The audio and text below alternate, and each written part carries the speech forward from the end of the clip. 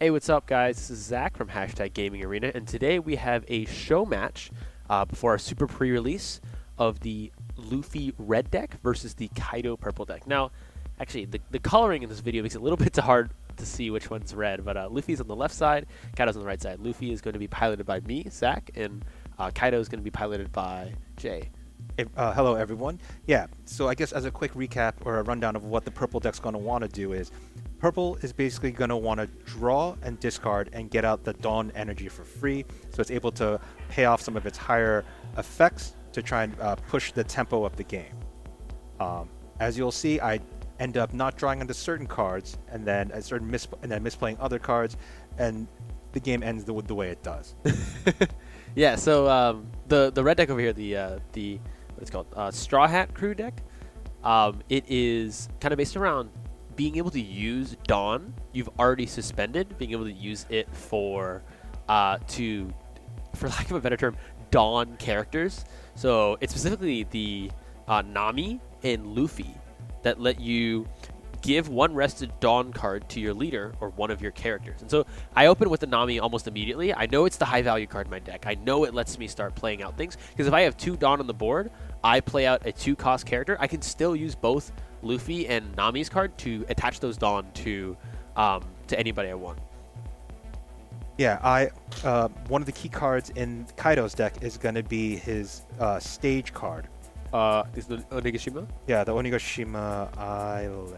I might have just put it away. Yeah, Onigashima Island. Basically, once you have that out, you want to make sure you actually actively tap that, because that's what's able to give you 1 free Dawn energy every turn for no reason.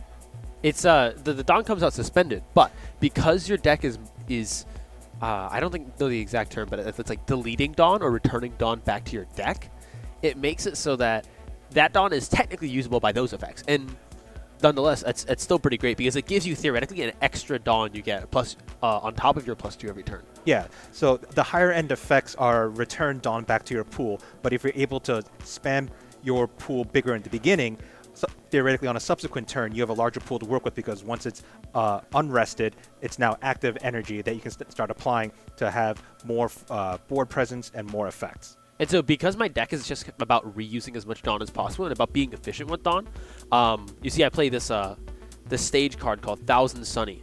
And Thousand Sunny says you may rest this stage to give a Straw Hat Crew leader or character 1,000 power during this turn. And so what that does is it makes it so that these kind of 5,000, these little 5,000 guys, I'm able to give them an extra 1,000 power. And that makes it so that you have to spend the equivalent of +2,000 counter to be able to take care of those. So on the topic of the +2,000 counter, incidentally, one of the bread and butter combos of this deck that I ended up not seeing was using the character Ulti, who has an on play that she's able to bring out a page 1 for free. You have to -1 Dawn first, but yeah. Essentially, if I'm getting 1 free energy per turn anyway, then yes, exactly. that is a free value. The key part about page 1 is normally he would be a 4 Dawn energy cost, but if Ulti is able to bring him out for free, he's a 6,000. Most leaders, I believe, start at 5,000. So base, but page 1 by himself, he's able to start either draining resources from your opponent or start applying a board pressure. And so now we're starting to see the game get ramp up. I have 5 Dawn, and you also have 5 Dawn. I think you have 6. Oh no, you have. I have 5, because I believe. Yes, you Dawn -1. Yeah. To use the effect of. There was at some point an effect, I think, to actually Blast Breath. That's what it was. Yeah. And so you can see I'm starting to ramp up here. I'm starting to be able to get some more bodies on board that are able to swing. I bring out the, I believe that is, yeah, I bring out the Zoro. I bring out the Zoro, and Zoro's actually just such a great little swinger, because he inherently gains an extra +1,000 power if you attach 1 Dawn to him. Combined with Luffy and Nami's effects, I can play him out for 3, and then use the Dawn that I've already used with Luffy and Nami's effect to attach it to him and give him even more power. So at minimum, using his effect, he's a 7,000 swinger, which is considerably big, because the other player is going to have to counter +3 to stop that, right? Yeah, so as you saw in my previous turn, I just dropped the island. I was able to get another Dawn Energy. So despite the fact that I went second, which I should have just a 1 Dawn Energy lead, I've already got 2 over Zach. And then eventually that's just going to unsuspend to provide even more energy, which to me, I see the main point is for purple decks, you want to be able to put bodies on board, start chipping away at the opponent's defenses and hand resources, start peeling off their life points, so eventually when you're ready to set up for game, in your final move, use your leader Kaido's ability, peel off that last HP, and then start pressuring for the lethal in that turn. And as we're talking about that, you immediately, as soon as I play out the Zoro, the next turn you play out Who's Who, which has an on-play effect of Dawn -1. It KOs a opponent creature, or opponent's character with 3 care less. So you're able to get rid of that threat on my board. And so we were talking about this post-game, is that Nami is actually a really big value giver for me.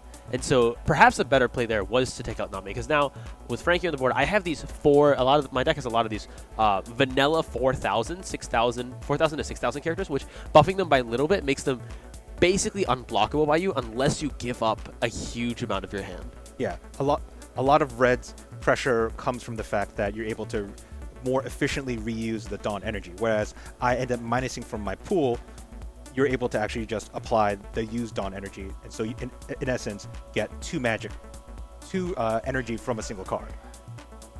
And so something that we did notice out of this game is kind of that idea of counters, and like the fact that vanillas are actually they're not completely useless in this game. The point of vanillas is to be counter fodder.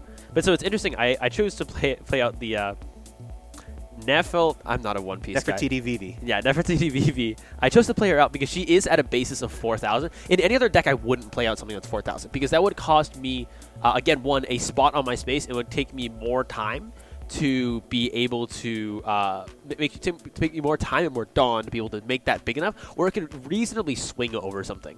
But with my deck, because I have that Nami on board, because I have that Luffy on board, and I have the Thousand Sunny on board, I'm able to give that Nefertiti more and more power. It's not that hard to give it plus 2k to make it a big swinger.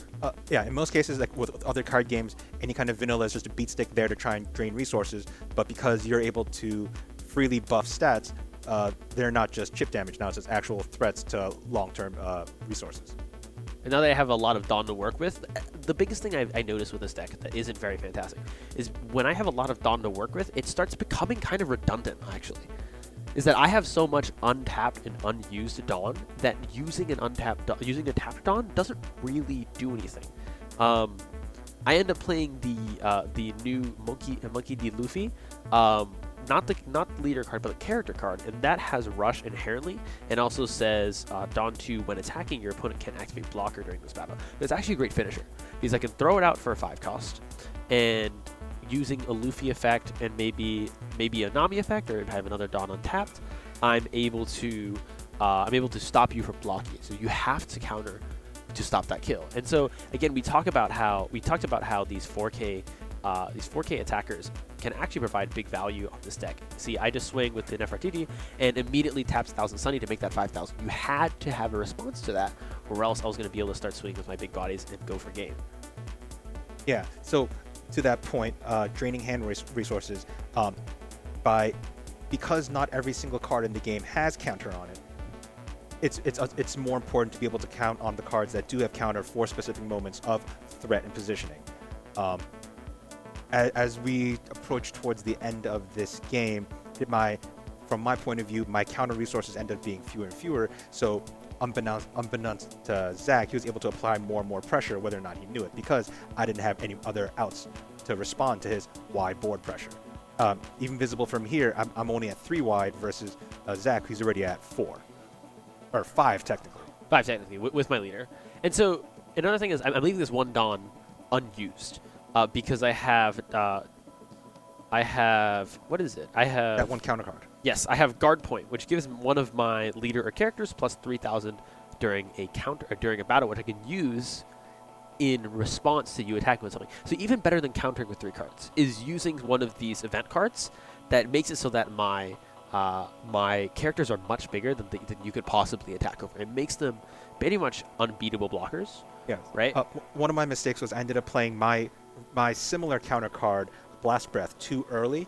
Uh, I think the long-term best strategy is hold that for when your enemy tries to go for a coup de grace to actually finish the game, and as opposed to having to burn a single 2 cards for a potential 4K counter, you just tap one Dawn or send one Dawn back, burn your event card, and you get a 4,000 boost to it to defend.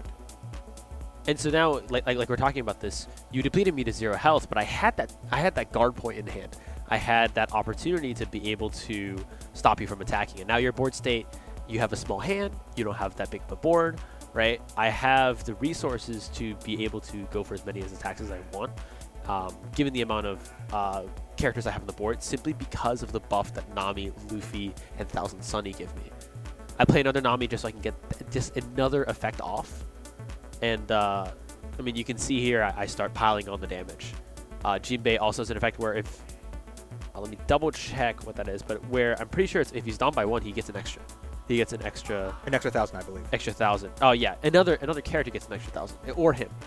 But yeah, so the high synergy value of just being able to apply free pressure just by applying pressure. Actually, it can't be Jinbei. Any other card. Yeah, but it's still, again, that free pressure. That one Dawn basically just transferred onto another card now because I get plus 1k for another one. And so see, I get the... I think Vivi now is swinging for 7k because it's the 2 underneath her, and I think the 1 free off of Jinbei. Yeah, and the one from Thousand Sunny. Yeah. Better. And so now I know you basically have no blockers left. You have to counter to stop me. And so I stack everything on my Luffy to be able to swing for game. And that, it's that really interesting counterplay of how many counters does your opponent have in hand? How many resources do they have available? Looking at how much Dawn they have untapped, looking at how big their hand is. I think asking for hand size in this game is actually going to be a much bigger thing than we do in Digimon, right? Yes. In Digimon, we don't really ask for hand size that often. It's just, do you have the pieces you're looking for? But in this game, if you ask for hand size, there's an 80% chance that a big part of that hand is counters. Yeah, counters, well, event counters or other additional characters, which then provide indirect counters. But yeah, I mean, I had a great time playing this game. What do you think? I think there's a lot of potential here. I think as long as the card balance and design comes out, we're able to see way more interesting and emergent gameplay techniques and strategies. I'm actually relatively cautiously optimistic about when set 1 drops in the beginning of December. And so when set 1 does drop, come down to #GamingArena, pick yourself a box, pick up yourself some starter decks. Sadly, our super pre-release is already sold out, or this video came out after it happened. But, you know, if you're able to get some copies of some One Piece cards, try out the game yourself, give us your opinion on it. Leave us your opinion in the comment section below. I mean, we had a lot of fun playing this game. I want to see what you think. So make sure to like, subscribe, check out our channel for more, hopefully more One Piece and some Digimon content. But yeah, thank you so much for watching. See ya.